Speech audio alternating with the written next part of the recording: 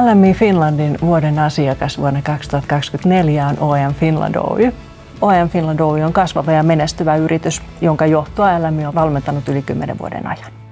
OEM Finland on yksi Euroopan johtavista teollisuuskomponenttien toimittajista.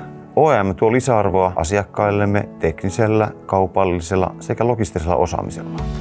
OEM Finland perustettiin 1981 ja tänä päivänä meitä on 160 henkilöä. Ja liikevaihdollisesti olemme siellä noin 80 miljoonaa euroa.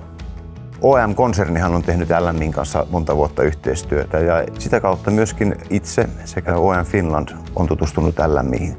LMI eli Leadership Management International on maailmanlaajuinen valmentajaverkosto, jonka ydinosaamista on johtajuustaitojen kehittäminen. LMI Finland on toiminut Suomessa jo 30 vuotta ylitte ja meitä on parikymmentä valmentajaa Suomessa. Yhteistyössä LMIn kanssa halusimme vahvistaa meidän johtamista, delegointitaitoa sekä yleensäkin pitää työvirettä yllä. Aina silloin, kun yrityksellä tulee tarve tai henkilöt itse kokevat tarvetta, että nyt olisi hyvä pysähtyä, katsoa, että miten mä voisin parantaa, viedä eteenpäin tätä mun tekemistä, mun johtamista.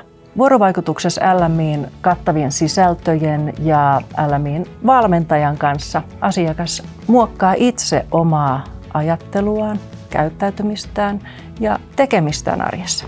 Valmennuksessa käytiin läpi itseni ja myyntitiimin johtamista tuottavuuden näkökulmasta. Meillähän oli yhtenä tavoitteena kohdennetumpi asiakastapaamisten puukkaus ja se oikeastaan lähti siitä, että me asetettiin pieniä tavoitteita matkan alussa ja sitten pikkuhiljaa loppuun kohti vaadittiin enemmän ja aina tarkasteltiin ja katsottiin, että missä asian suhteen mennään. Aikanaan kun olen käynyt näitä juttuja, niin oli varmaan semmoisia henkilöjohtamiseen liittyviä tiettyjä haasteita, niin niihin tuli sitten oikein käytännön vinkkejä ja vähän niin kuin uusia kulmia. On tiettyjä asioita tullut jo rutiiniksi, mutta nyt kaipasi ehkä niitä pieniä yksittäisiä työnkaluja ajankäyttöön, motivointiin ja yleisesti oman tiimin johtamiseen. Yhden osion otsikko oli palava halu ja se vaan jäi sitten jostain syystä mieleen. Ehkä kun tehdään niitä suunnitelmia, niin sitten pitää muistaa se, että sitä oikeasti pitää haluta tehdä ja pitää saada semmoinen hyvä drive päälle sitten itselle ja sitten myöskin organisaatiolle. Valmennushan oli alkusysäys vaan tälle koko prosessille ja tämä jatkuu tästä nyt eteenpäin. Varmasti tulemme jatkamaan yhteistyötä tulevaisuudessakin.